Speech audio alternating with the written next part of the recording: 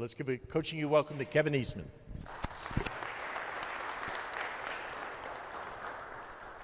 Thanks, man. Appreciate it. Well, good morning, everybody. You know, Brendan said, I'm not exactly sure everything he said, but hopefully it's all true. He said something about my propensity to ask questions. And I believe it is one of the single most important things on my journey that allowed me to go from you know, a skinny little 165 pound, 6'3" high school kid to some of the great fortune that I've had in my career thus far. And the reason I believe questions are so important, we had an opportunity when I was with the Celtics. Doc Rivers and President Obama were friends. And whether you believe in the politics of President Obama or you don't believe in those, I'm not saying anything there. What I am saying is this: if you ever have a chance to get around him, you have to do it. Because when he speaks, there's so much wisdom that comes out and so much intentional, deep thought that comes out. And I didn't know it when I was growing up. It was just a curiosity for me. But I will say this now that we're on this topic, and I'll get to this in a little bit.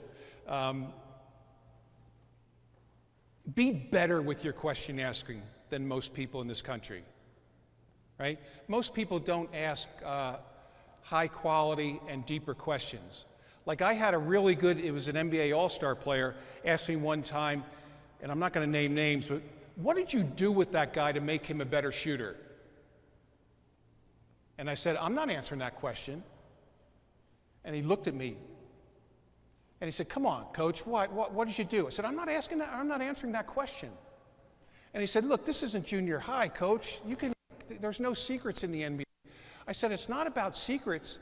It's about anyone on the street could ask me that question. And I said to him, from this day forward, you got to start earning the ask. You got to start earning the ask. And by that, I mean, you have to ask better questions.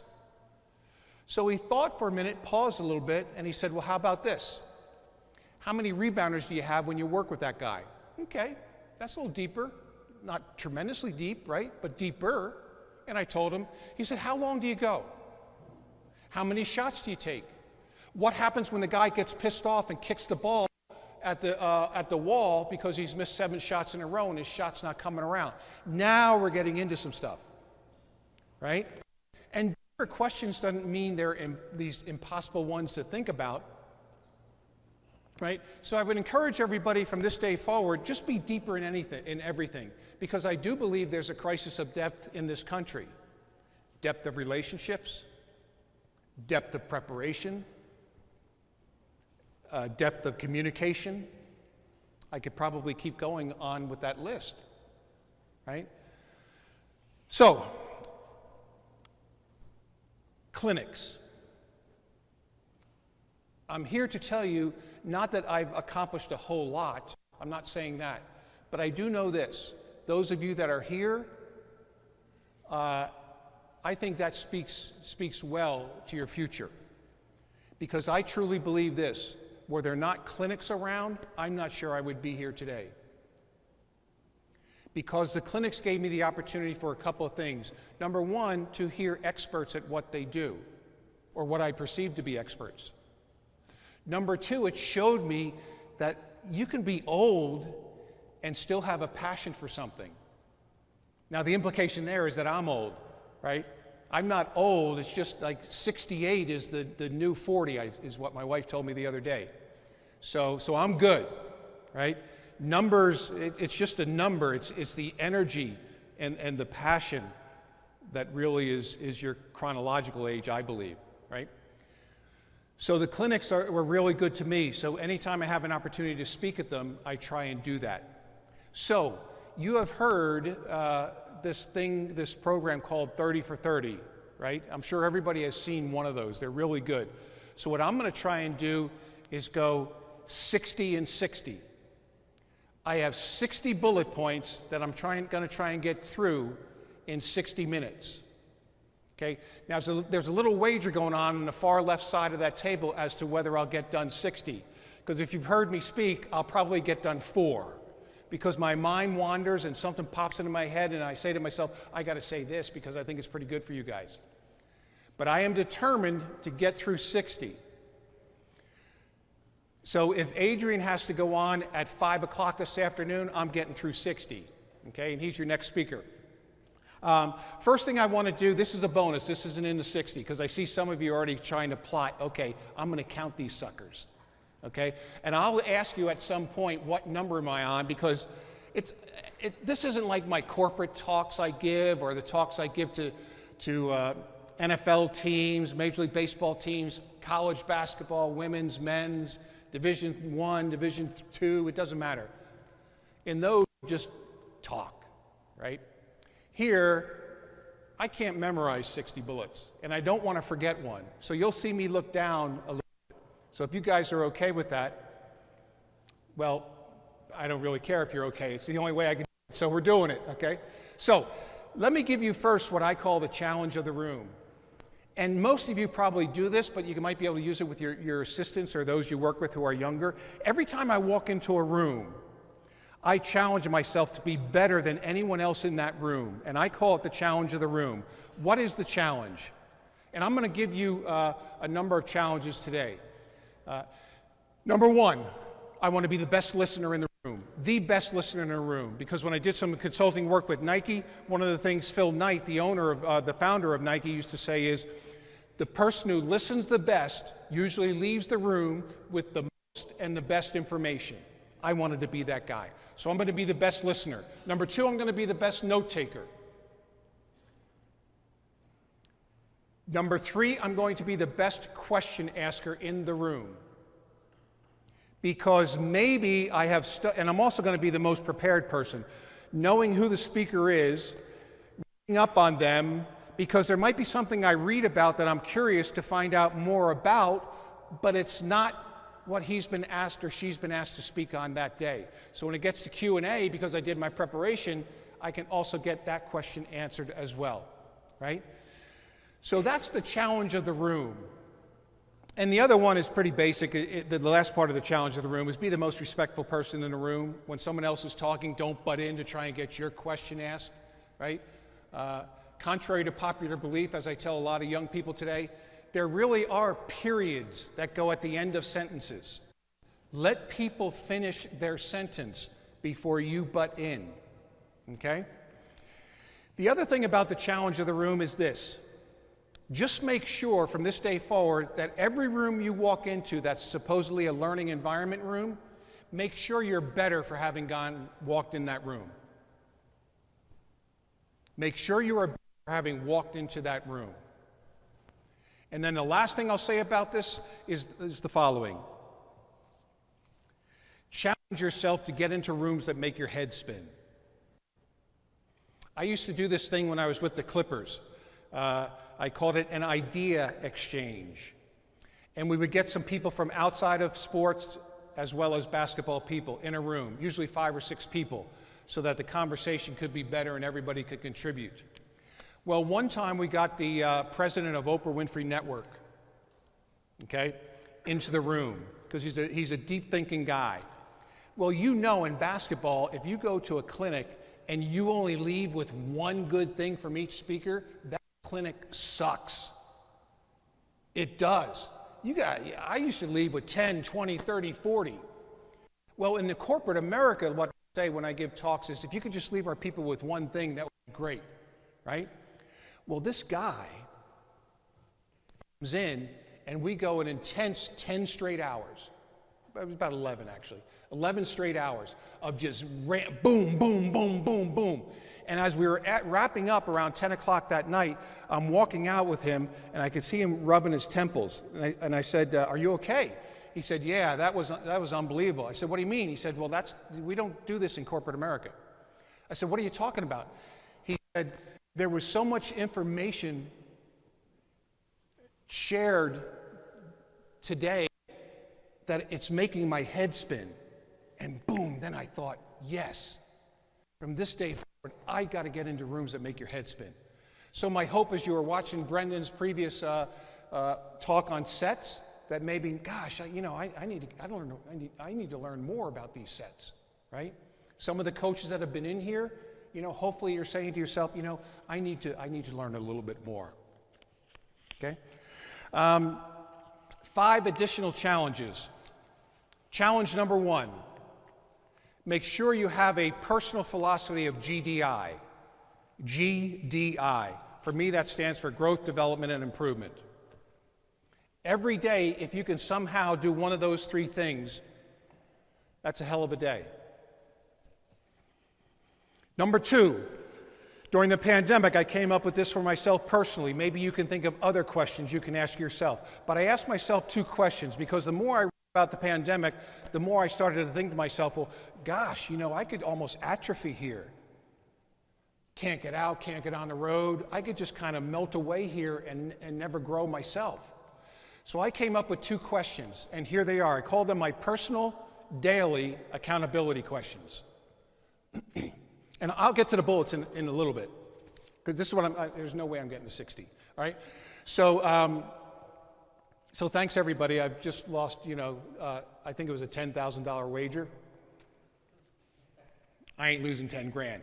So when I start doing the bullets, shit, you better listen, because I'm gonna be talking about like this, and when I run them down, if you ask a question, I'm gonna say no, all right? So, 2 personal daily accountability questions. Number 1, did I waste yesterday? Did I waste yesterday? Because if the answer to that is yes, that should put me in the mindset to not waste today. Many teams in sports, you guys probably have it as well.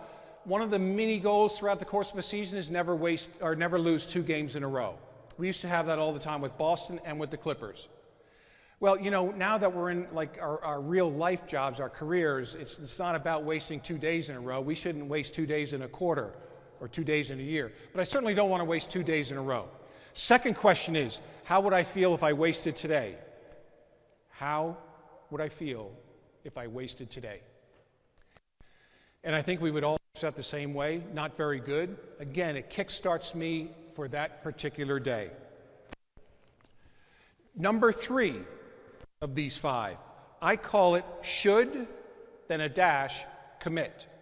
Since we don't have a PowerPoint, should, dash, commit. And everyone says, oh yeah, I get that, you should commit to everything you do. No, that's not what I'm talking about. There's 2 types of people who are in audiences when I do corporate speaking, who are in audiences when I speak to teams, who are in audiences when I go to clinics. And they take a lot of notes. And probably some of the notes that they write down, they might say to themselves, I should do that.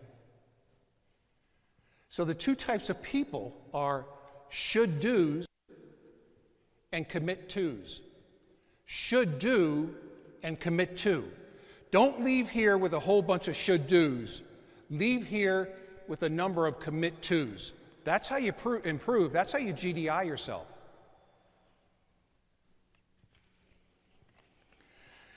And the last one is kind of just a kind of an unwritten philosophy we had with the teams that we had. It was bring do. Bring dash do. Bring your best. Do your best. Bring your best, do your best. What if your team brought that to every single practice? What if your assistant coaches brought that to every single practice, right? In corporate America, what if you walked into that building, did that? And that doesn't mean it's your very best you have, it's the best you got that day. That's all we can get out of you. Now, if you have too many really poor production days, that's a different story. And the 5th part of the 5 additional challenges is this. We've all read, and I do a lot of reading myself, we've all read about, we got to keep reading, we got to pick up knowledge, right? We got to grow. Be careful now. There's a tension, there's a battle, I believe, between knowledge acquisition and knowledge application. You see, what they've told us in the books of the past is that knowledge is power. I actually disagree with that. I believe applied knowledge is power. And sometimes we can read so much that we forget who we are and what we believe in. So I've now gone to a little strategy for myself where I won't read for a week or two. Will not read a single word. All I do is think my thoughts. And my thoughts might have been about something I read 2-3 weeks ago. But, you know, and I'll probably mention it again in one of the bullets, but when you come to these types of things or you read a book, there's two things you can do. One will never get you where you want to go. The other one will give you a shot to get to where you want to go. And that's all we can ask is a chance for success, right? So what are those two things? You can either memorize what all the coaches said yesterday and Brendan said today, but then you're in that timeout, right? You're in that timeout, and you say the memorized thing, and your guys don't buy into it because they know you haven't even thought about it. Hey, we're supposed to do A, B, C, and D. In your mind, you're saying, damn, I'm glad I went to that clinic. And they ask the question, well, coach, what do you mean by that? Well, shit, he didn't talk about that. Just do A, B, C, and D. See, those are people who have memorized.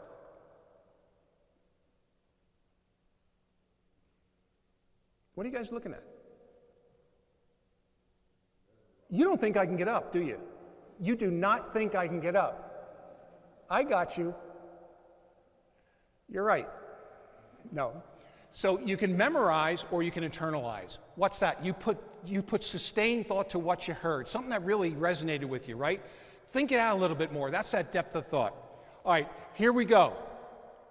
Oh, I got plenty of time. I got 61 minutes and 48 seconds. This will be a breeze. 60 and 60. You ready? These are little bullets you can use with your team.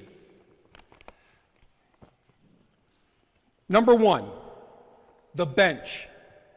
Make sure your bench people, your bench players understand being on the bench is growth time, not garbage time. When you come in off the bench late in the game, that's growth time, not garbage time. Change the mindset of the bench, right? When they're on the bench, they're trying to grow and learn what's going on in the game. When they go into the game, no. Matter of fact, that's not garbage time, that's proof time. I'm going to prove to my coach that he's wrong, that she is wrong. I should be playing more. Number two, cannot have low minute, high mistake guys on the floor, or excuse me, cannot have high minute, high mistake guys on the floor. Right? They get a lot of minutes, but they make a lot of mistakes. That's kind of a Docism. When we were getting into some turnover, a propensity for turnovers in some games, he would say, look, if you're playing high minutes, you can't be a high turnover guy too. Number three, do you play hard when it's hard on you? That's when we know we got a competitor, right? And you're going to have to define for your team what a competitor means.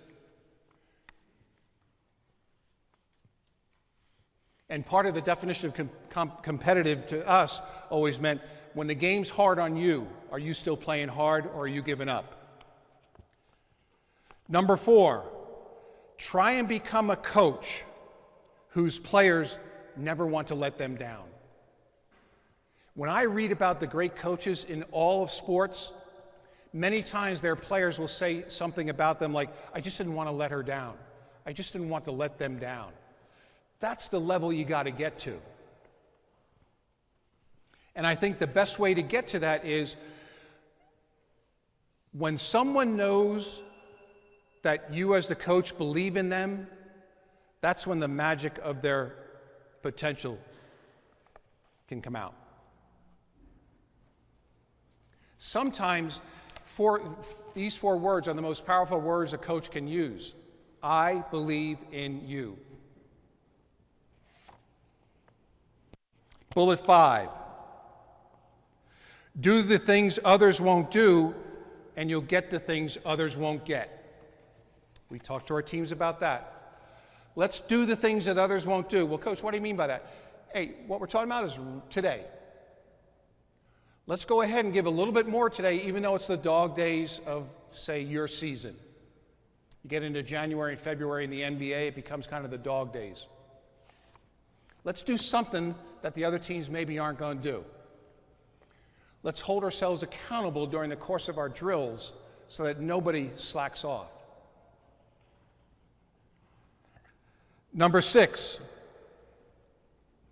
Now you can kind of massage this as you want, but the way we said it was, you should never make the same mistake twice, because the second time it's not a mistake, it's a choice. And that's on the floor and off the floor. Arguably, as I'm walking around the court here, I'm thinking it's probably even more valuable off the floor.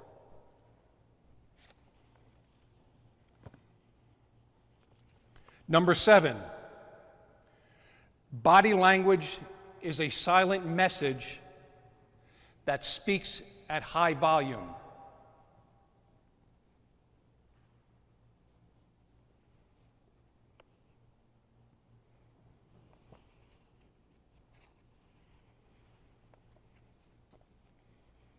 See my strut? I got this.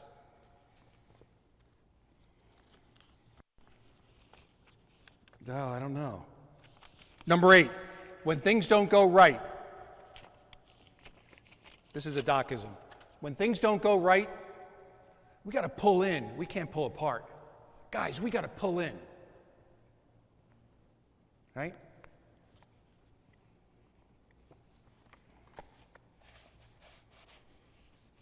And you might say, well, gosh, why are you telling me some stuff about Doc? He just got let go. Hey, that's part of the business up there. Like Pat Riley once said this, professional coaching is you're hired to be fired, you just don't know when. That's the definition of a professional coach. Number 9, is that correct? Okay. When things go bad, look inward first, don't blame outward. And again, I'm just trying to give you some things you might be able to use with your team at certain parts of the year. When things go bad, look inward first. Anytime a coach gets let go and calls me, one of the first things I say to them after we chit-chat a little bit is, what was your part in this decision? Because some of it had to be your part. What didn't you do? Or what did you do that you shouldn't have done? What's your part in that? Number 10, you might be good enough, but are you strong enough to overcome the hard and the emotional parts of the game?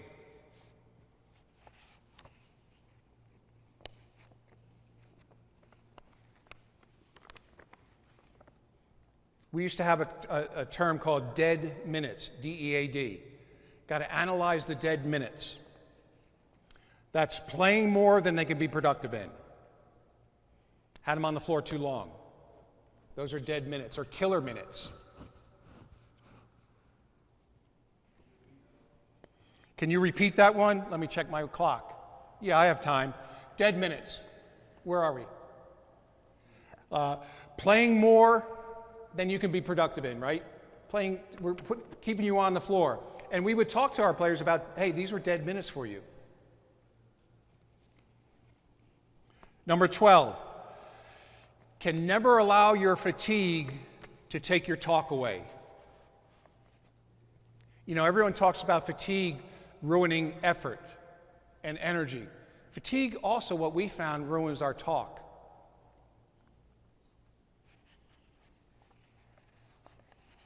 Which leads to number 13. Fatigue demands fundamentals. Fatigue demands fundamentals. So when we get tired, that's not the time to get fancy and spectacular and make home run plays. That's the time to get back to basics. At least we thought.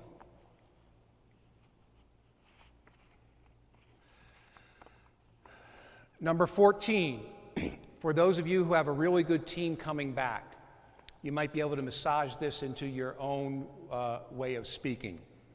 To win it all, guys, to win it all, ladies, we're going to have to be tested. The teams that win it all have been tested. Because we used to say the playoffs will test us every year. Because It's the best against the best. As you keep climbing, it becomes the better against the better. Playoffs start with the best versus the best. The best records of the year are in the playoffs. Then as you advance, it becomes better teams, right?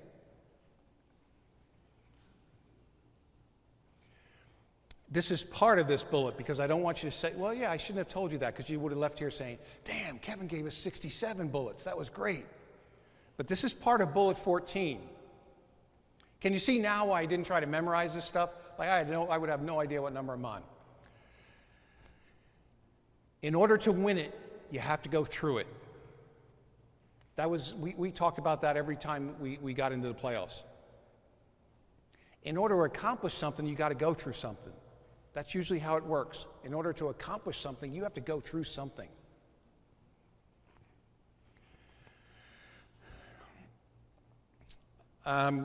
This is one I've kind of been saying for about 30 years now. In order to be successful, in order to win at a high level, you have to get past mad, sad, and hard. You have to get past mad, sad, and hard. And I don't know if you guys have seen this or not, or listened to it. Kara Lawson, the head women's I don't know Kara. I would like to meet her at some point, but I don't know her. You talk about someone who's got wisdom. She has wisdom. She has a nice YouTube about the word hard. You should just look that up, right? The way I've always said it for all these years is you have to get past mad, sad, and hard. And mad and sad are usually like selfish things. Game wasn't going my way. I didn't get enough shots. Coach was yelling at me. You gotta get over it. Hard? Hey, to advance in anything, it's hard. You gotta get past hard. Championships are won on the other side of hard, not the beginning side of hard.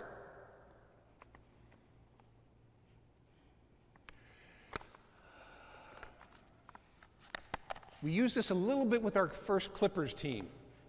What are we going to do, guys? We coming to compete or coming to perform? Which is it? We were Dunk City. You know what Dunk City really means? The definition of Dunk City is getting our ass dunked on the other end. Because we had all these high-flying dunks, and the crowd was going nuts as we were going nuts, and boom.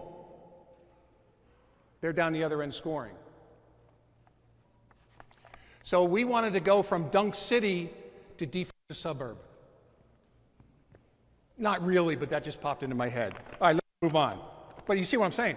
We want to change it from this dunk stuff to the other D. Let's be a defensive team that dunks, not a dunking team that occasionally gets back on defense. Practice is about perfection. Games are about imperfection. Actually, you could argue the games are about the reaction to imperfection, right? And do you ever reach perfection? No. But even in we called it skeleton, maybe you call it dummy offense, it's 5-on-0. You know, we actually wanted to hear their sneakers squeak when we were doing dummy stuff. Because that meant they were really kind of setting their cut up. Rather than, okay, it's my turn to cut, I'm just going to cut over here. Okay? So we wanted perfection. As a matter of fact, I would argue this. You know it's a good team when you hear sneakers squeaking and voices talking. You should be able, you could be blind and go into a practice and you should know what they believe in and whether or not there's a lot of effort into that practice session by the sneakers squeaking and the voices talking. And then the comments coming out of the coaches' mouths, right? This is still in whatever bullet we're in. These are sub-bullets of the bullet, right? But I would encourage you to do this. Put one of your assistants in charge of if you're the head coach, of your positive to negative comment ratio.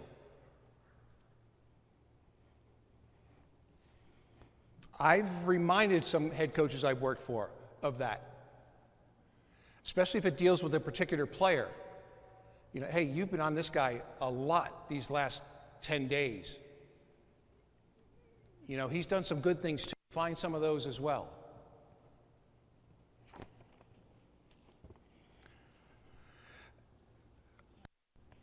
18, correct? Yeah, you guys are nodding your head like you're writing them all down. Bull crap. 18, if the ball advances, we'll advance.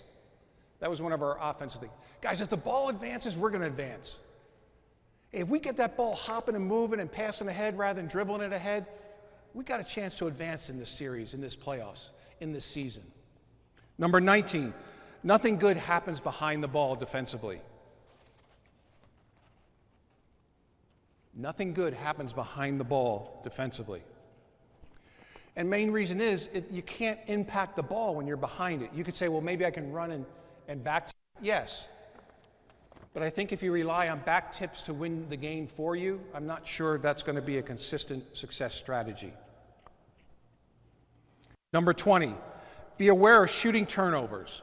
For us, we define them as forced shots or quick shots. So as we're watching film, we may not say to a guy, that's a bad shot. You might just say, as we're going through it, hey, that's kind of a shooting turnover. For those of you who are into skill development, I used to do this some, and it worked for me. I don't know, you'll have to figure out whether you think it might work for you. Especially that person who doesn't feel like, we call them fence sitters. They sit on the fence until some coach comes and says, come on, let's go work out, or let's go get better. I would put 20 minutes on the clock, and I would tell the player, as soon as that horn goes off at 20 minutes, we're done. We're done. All I need is 20 minutes. You could be 15. All I need is 15. That's all. Let's just get a good, hard 15-minute workout. 15 minutes, even a fence sitter will get off the fence, right? At the 15-minute mark, I could have been ready to throw a pass, and I drop the ball and walk off. Not once did a player say, I'll see you tomorrow, coach. Every single time the player said, hey, 15, let's keep going. Right? And that's what I wanted to get to. Them to say to me, let's keep going. Right? Because when I was doing workouts, you know, I was involved. I have this saying, players like coaches who sweat with them. Right? They do. Right? So I would get involved with it, pushing, grabbing, bopping them, you know, that sort of thing. I would be sweating too. So it was a positive, energetic workout, and I knew that it would always go past the time allotted. So it might be something you want to play around with. For me, it developed trust, and usually the player got more out of it. And when you start to, especially as the season goes on, and you say, come on, let's go out and work out. When they can see the end, it's better than them guessing when it will end. I'm showing them the end, right? I also did this. If guys were going half speed in workouts, you know, you got guys and you're already warmed up and you're 15 minutes in and you throw them, like you're here and boom, you throw them a pass and they're like, and then you're running and getting a rebound, throwing a pass. You know what I'd start to do? I'd throw passes like this. And they would just float to them. And then I'd run in there, get the rebound. I'd come back out right up here. They always ask, what are you doing? Oh, I thought that's what we're supposed to do today. Go half-ass. So I was just trying to copy you. Right? They get the point. They get the point. Rather than, come on, let's go. Number 22. Are you a one-and-done offensive team?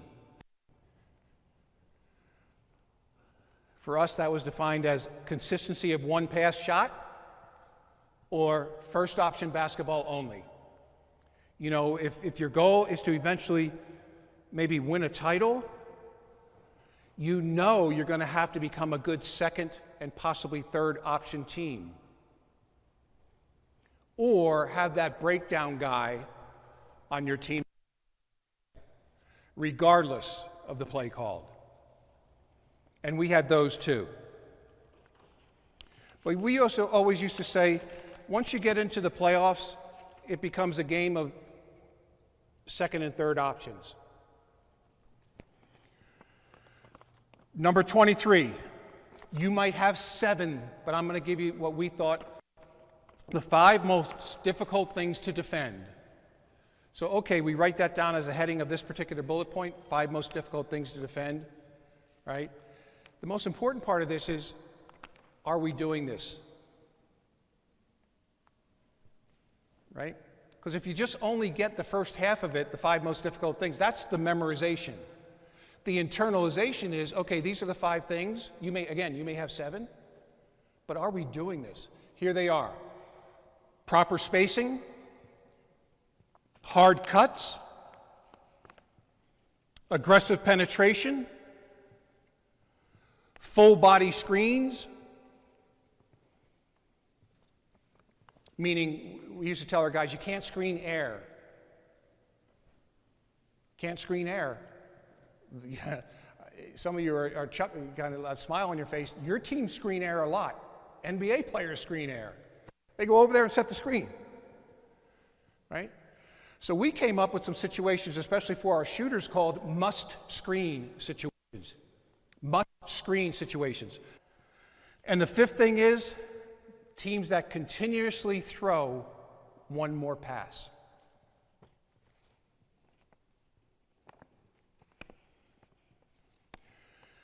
Number 24, if you are a switching team, okay, or maybe actually even if you're not and you switch just on occasion, make sure they know that is that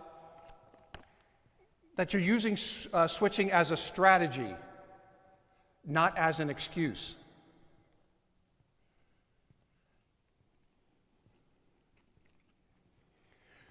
Number 25, we had a term on defense called no middle, no gives. No middle, no gives, right? So the ball's on the side of the floor. And obviously if I'm guarding this guy and I have 10 toes to the half court line, I'm giving middle, right? But if I start to have 10 toes to the corner, well, if your guy has 10 toes to the baseline, let me give you a coaching tip. Take his ass out and cut him, okay? So here it is, right? We just wanted, on ours when we were guarding, we wanted a stance where our baseline or our low foot, the ankle was pointing to the corner. That's a middle. We were a little bit like a quarter or half a body higher than the ball handler, right? If we open up too much, yeah, we're taking middle away, but we call it a give. No gives. And for us, that simply meant to the guy, hey, you got to close your stance a little bit. 26. The best passers hit the receiver so they can maintain rhythm. This was very important to us especially when we were throwing passes to our best shooters, say the Ray Allens or the J.J. Reddicks.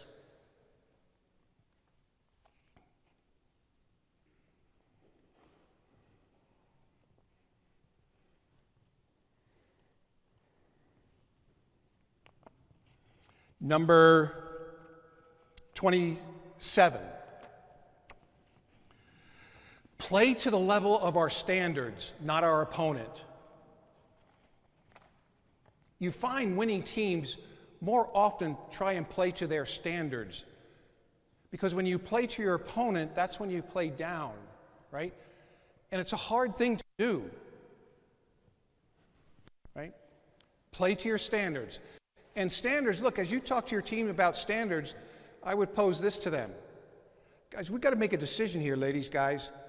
Standards are either something we will commit to live up to, or we will allow ourselves to dip down to. What is it? What is it? Which one? What is it?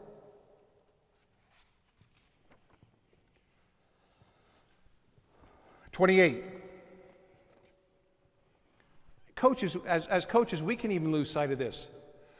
A player might have good numbers, but no impact on the game. Be aware of that. That player who that night has good numbers, but no impact on the game. And that's usually that player who, when you win and she didn't score like she wanted to score, she's pissed. If you have those types of players, we would love for you to call us to let us know so we can schedule you, because that's a good, easy win. You know, if you think about it, there's a leading scorer on every shitty team, right? There is. Number 29. Can your team play after the play? In other words, you run a play and the first and second option aren't there, and you still need to like get a good shot off. Do you have some guidelines or rules to play after the play? Many teams will just set a pick and roll somewhere. Others might say, once it gets into a good ball handler's hands, just get into the lane and read. Whatever that is, because where teams get frustrated, especially on the offensive end, is when that shot clock's winding down and the play didn't work. You know, you might even consider where you just have a drill called make a play. Maybe you come down and you tell just like pick up basketball. You tell your guys or girls, look, you throw 3 passes, ball has to reverse sides, and then I just want you to play. And you can treat that as end of clock situation, right? Number 30. Extra efforts usually lead to extra possessions. Extra efforts usually lead to extra possessions.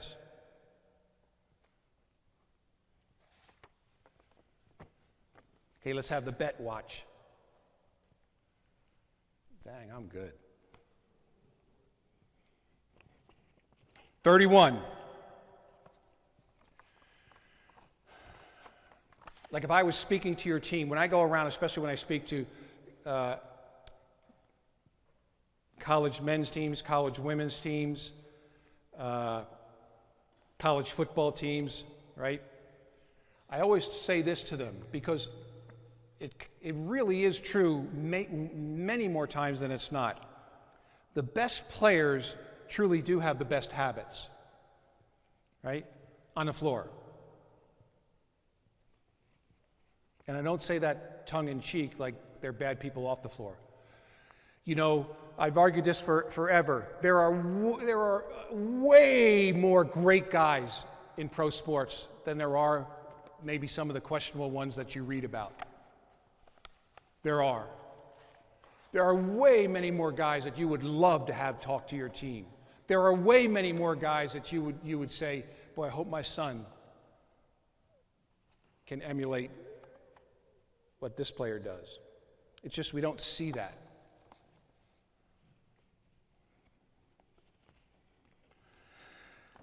Number 32, be very aware of the outs, OTS, and I put quotes around this. Here are the 4 outs: cop-outs, holdouts, dropouts, all-outs. Now, let's go a little deeper. What we would say is cop-outs make excuses. Holdouts wait until it's easy so they don't get past hard. Dropouts give up. All-outs win championships. We good? Kind of a takeoff on body language from before, but another thing we say, number 33, body language never whispers, guys. Body language never whispers. And we used to say to our guys, look, your body language is our only window into what we think you are thinking. Right? It's all we have. Number 34, this is just a quick hit one. Extra pass, in quotes, extra pass teams win more, however you want to say it, than other teams, win more games. But we believe that teams that throw the extra pass win. Number 35. Breakdowns are going to happen. Letdowns can never happen. Breakdowns are going to happen. Letdowns we want to stay away from those. And again, just as a reminder, I'm trying to stay away from X and O stuff because you're getting a whole bunch of that. A whole bunch of unbelievable. You know, I'm so glad that there are assistant coaches coming and speaking too. Right? Because at all levels, the assistant coaches, sometimes they don't ever get to like speak a lot. So they're going to give you everything. They don't know. They're going to give you everything. Sometimes the head coach is like, oh, you know, I don't know if I want to give all this stuff out. Right? So it's a great, I love that Brendan's doing that with the mixture. 36, defense is a one-man challenge with 4 guys helping. Defense is a one-man challenge with 4 guys helping.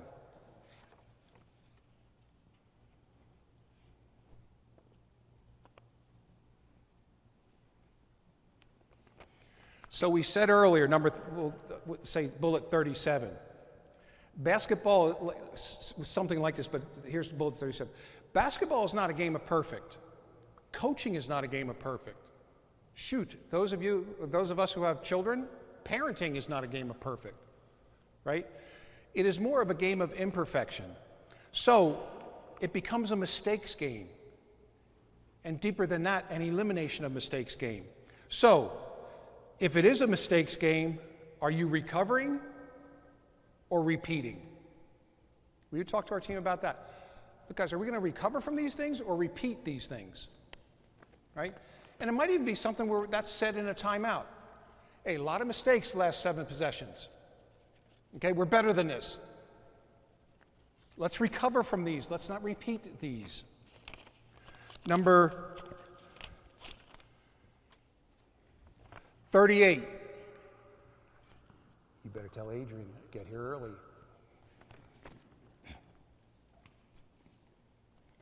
That was a little sidebar.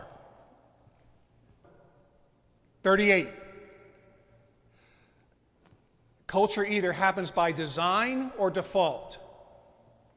And that's on you if it goes to default.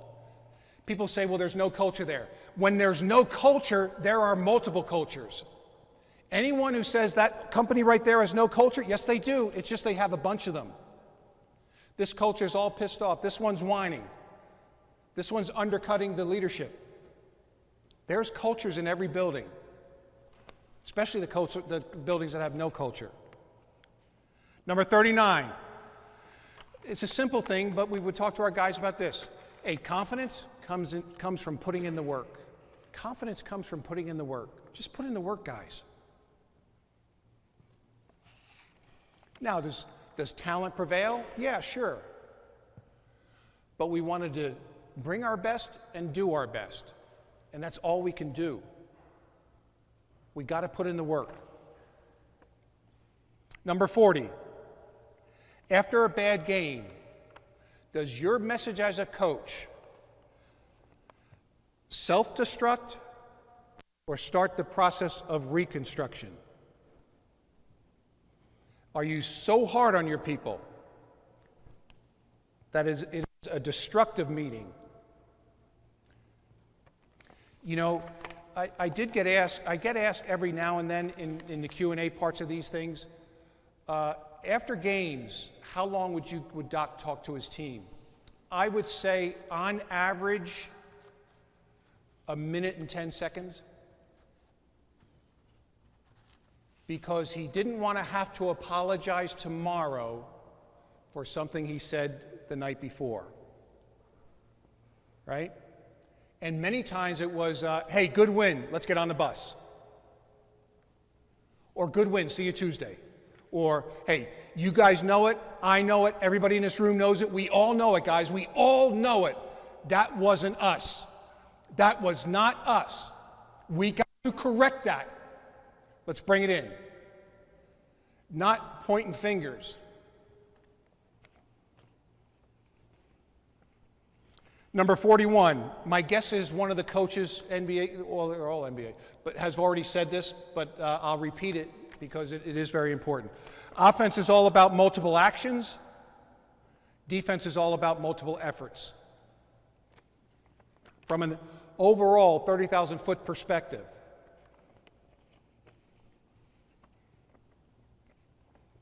'42, the best teams read the action, not just run the play.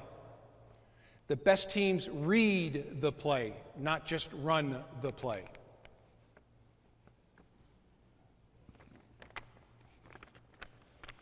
And that's something that, like in the NBA, you try to get your rookies to understand. Look, yeah, this is the concept and the structure of the play, but we allow our guys, if they see something, to take something. Not to take something and hope they saw something. See the difference? Right? Young guys like to take something and hope like crap when they get somewhere that it actually was true. Run the play while you're reading the play. And as a coach, right? You've got to be able to know the game, see the game, and read the game. This is an extra bullet. Know the game. I could probably ask anyone in here, tell me your pick and roll defense, and you can give me the 4 bullet points of the guy guarding the ball, the guy guarding the screener, and the 3 guys in whatever you guys call it. We call it triangle protection. We call it behind the ball, right? So you know the game. You can see the game. Hey, Doc, they just scored off our pick and roll defense. Doc would be like, no shit, I saw it too. You got to get to the point where you can read the game. You saw it, you saw what happened, and it may not be the 2 defenders on the ball. It could be one of the 3 in our pick and roll defense that were in triangle protection that caused the breakdown. And then make that correction real time. The best coaches make real time corrections. You know, good coaches can correct the next day in film.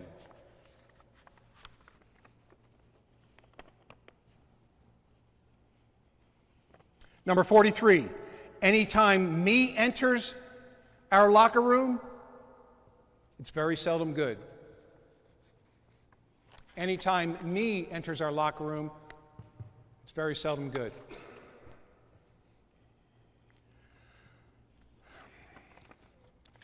I think we all know the importance of repetitions. The way I like to say it to young players is this. I ask them, how many of you want a good rep, a good reputation? All of them raise their hand. I'm even talking, if I'm talking to an NFL team, ask them this same question. Major League Baseball team, ask them the same question, right? How many want a great reputation? They all raise their hand. And I would say this is my next statement. You get your rep through your reps. You get your reputation through your repetitions. The more reps you put in, the better you get. The better you get, the more people talk about you. The more people talk about you, this is the magic of reps. The more people talk about you and you start feeling good, you want to get back in and get more reps because you want to keep that feeling going. Your reps get you your rep. But there's 3 types of reps. Actually, 3 types of reps. There's physical reps, which we always are concerned about as a coach. There's video or visual reps when we go over, if you ever go to an NBA game and you can get into the building 2.5, 3 hours before the game, try and do that. You'll see assistant coaches with their computers sitting on one of the benches going over something, especially with the young players, but also with the veterans. Those are the visual reps, right? Because it can't all be physical reps. And then there are the verbal reps, just talking it out with them. Could be on the plane, could be before your head coach talks to them before a game. Could actually be before a game on the bench. Could be before the game as you're doing some shooting drills with the player. Number 45. Success is not a result of how much you have at your disposal. Because we all make excuses we don't have enough.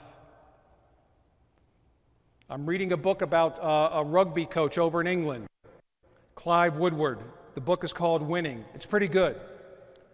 Now, once you get past the mumble of him telling you, like, what happens in the scrum, there's some good stuff in it. Right? 47? Oh no, 46. I got this from Tibbs, Tom Thibodeau, when he coached with Coach K. I met with him after they were done their, the Olympic team and all that sort of stuff. And I said, Tibbs, answer me this. What were 2 or 3 things that definitely stood out to you about Coach K? And these are the 3 he gave me. Number 1, he shook everybody's hand every day. So he touched every player every day. Number 2, he said everything was about the team first. About the team first. Number 3, this was smart, especially from the standpoint of those of us who are getting older. He brought his young assistants from Duke, and you know what he wanted? He wanted them to be the legs of practice. Doing all the skill development stuff, right? Because, Jim Boeheim, Tibbs, Coach K, they're not doing zigzag drill. So he brought the young guys there to kind of be the examples. Right? Number 47. For those of you who are in the category of complainers, old crotchety coach told me this one time. He said, just be careful. Budget your bitches. You can't complain about everything. If you like number 2 Ticonderoga pencils and they give you number 3, go out and buy some more your own pencils, right? Save it for the things that really matter. Number 48, to take a team where they've never been, 2 things. They have to do things they've never done. We thought that was all about habits and commitment. They have to do things they've never done. They have to change their habits, change their level of commitment. And number 2, they have to think things they've never thought. That was our mindset, right? Did we just want to be in the NBA? Or did we just want to be a pro player? Or did we want to be professional? Number 49, we wanted our people to play with emotion but not get emotional. We wanted them to play with emotion because emotion's good. But once it seeped over into becoming emotional, that's when we didn't really have the player we thought we had. And I had to use that with some players that we've coached in the NBA. Hey man, get back to emotion. You're getting too emotional now. Which brings me to this. You have that player who yells at the refs all the time. This is something Doc Rivers' dad always used to say to Doc and his brother, the family when they were growing up. He who angers you owns you. He who angers you owns you. In sports, a coach and the referee. Referee's angering you about bad calls and all that. He owns you because you're not coaching, you're just worried about him.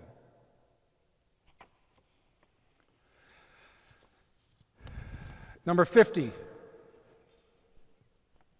Every successful winning team has to rely on something. I would encourage you to ask your team, what are we going to rely on this year? We did. Number 51. Be very clear with all of the junk going on in young people's minds nowadays, and they're being bombarded from everywhere. Coaching is about mind space, M-I-N-D, getting a piece of the players' minds when they're with us, and hopefully still having that piece when they leave us. So we need to be, because we don't have them for 10 hours a day. The word that kept popping up to us the most was the word clarity. Making sure we were very clear about everything within our program. Their role, how we play, what we want on this particular play. Because clarity can eliminate confusion, and clarity can eliminate a player thinking he knows what you want, and really he or she's doing the opposite. And clarity is not so you get them to the level that they can understand what you mean. No. Average leaders do that. To the best leaders, clarity is not getting them to understand. Clarity is getting them to the point where it is impossible to misunderstand. That's clarity. Number 52, champions know that every decision has to be about what is best for the team, not what is best for you personally.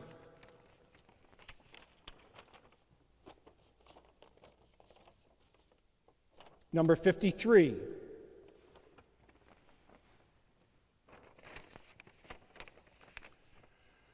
Used to have this discussion with our better players. Okay, you're perceived to be one of the best players on this team, if not the best. What's the rest of our team going to see? What are they going to see? What are they going to see from our best player? Brad Stevens had a great quote, and I'll read it twice because I think you'll want to write this down. When your best player is your best teammate, that's when you have a chance to be special. When your best player is your best teammate, that's when you have a chance to be successful.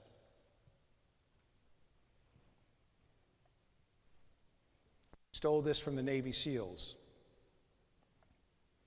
It was all about personal accountability for the role or job you've been given.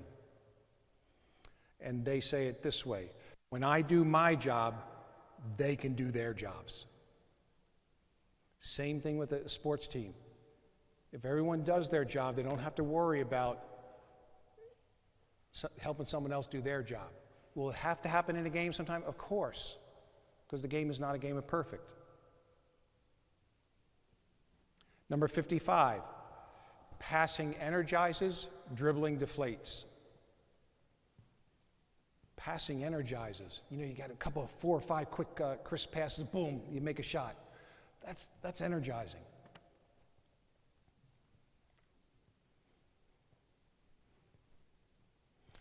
'56, we talked about repetitions. This is another bullet along the lines of the importance and the magnitude of repetitions. Reps create habits, and habits turn into instinct. And when your team can start playing instinctual basketball, boy, that's when you got a chance to be, like Brad said, special.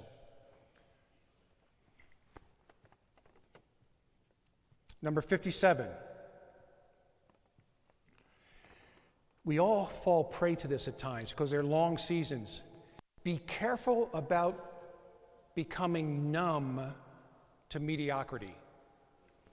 We talked about that as a staff because big failures are really an accumulation of drip, drip, drip, drip, drip. And we would talk to our teams about this. Hey, right now we're dripping. You may not think it's big, but if we keep accumulating all these drips, by the end of the year, we're going to wish we had taken care of that little drip back 3 weeks ago. You know, and we would always talk to them about, and you've said it too, little things count. Yeah, little things become big things in big games and big moments. That's what we used to say. Little things become big things in big games and big moments. They really do. You know, I know some of you are trying to become the best coach you can possibly become. This is something that hit me when I first read it. Genius is a lot of observation, listening, learning, trying, and evaluating. That's how you get to genius. Observation, listening, learning, trying, evaluating, then starting back at ground zero. 59, rules without relationships lead to rebellion. You've probably all heard that one, right? You can have all the rules you want, but you better have some relationships. And you may say, well, relationship, what do you know, I often get asked this, especially in corporate America. By the way, number 60, Don't get smart, Alecky. I gave that to you earlier. I was going to save it for the end, but it just fit at the time. He who angers you owns you. So erase that from bullet 57 and move it down to 60. So I got 60 in 60. JP, I finally got every bullet done.